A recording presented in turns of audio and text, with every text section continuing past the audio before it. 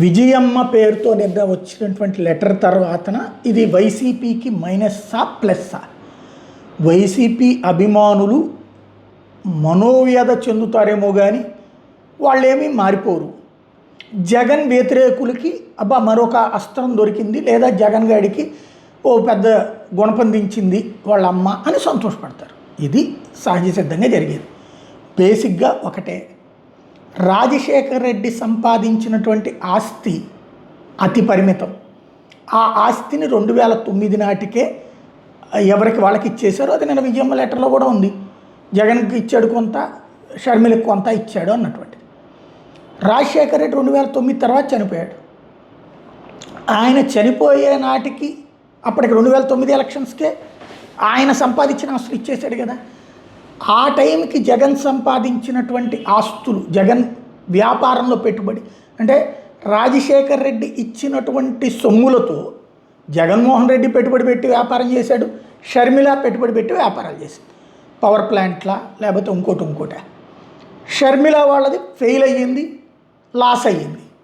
Jaganmohan Reddy success అయ్యాడు, లబ్ధి పొందాడు. ఫెయిల్ అయినటువంటి షర్మిలకి జగన్ ఆస్తిలో నుంచి వాటా ఇప్పించాలన్నది తల్లిగా విజయమ్మ కోరిక.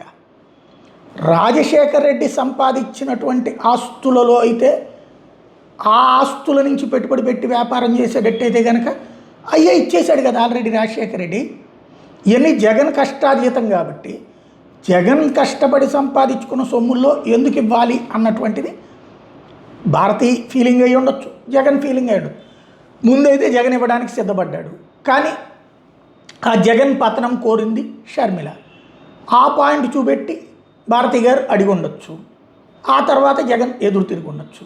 బేసిక్గా ఒకటి, ఇవాళ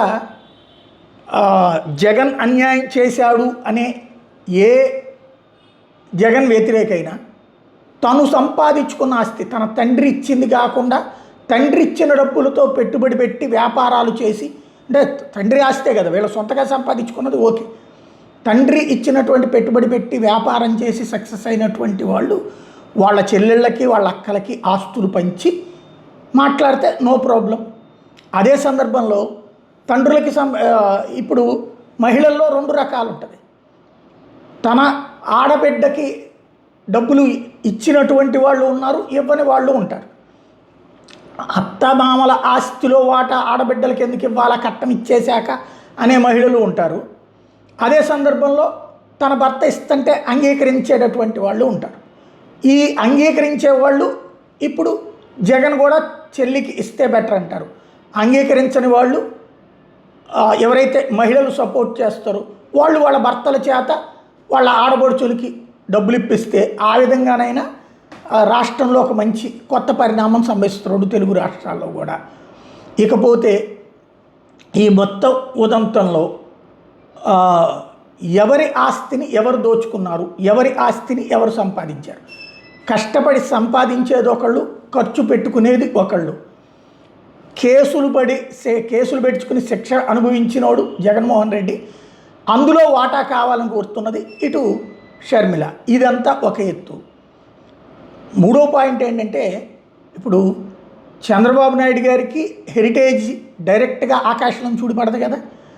వాళ్ళ తండ్రి ఇచ్చినటువంటి ఆస్తిలో నుంచి వచ్చినటువంటి వ్యాపారం చేసుకుని తను వ్యక్తిగతంగా ఎదిగాడనే కదా చెప్పేది.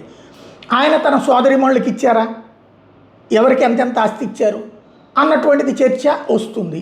కాకపోతే ఎక్కువగా జగన్ మీదన ఉండే తరహా ప్రెషర్ చంద్రబాబు మీద ఉండదు. ఎందుకంటే ఎకో సిస్టమ్ అట్లుంటుంది. కాబట్టి ఇది ఖచ్చితంగా జగన్కి అయితే లాభం అయితే లేదు కదా, ఈ ప్రకటన వల్ల మైనస్ ఉంటుంది.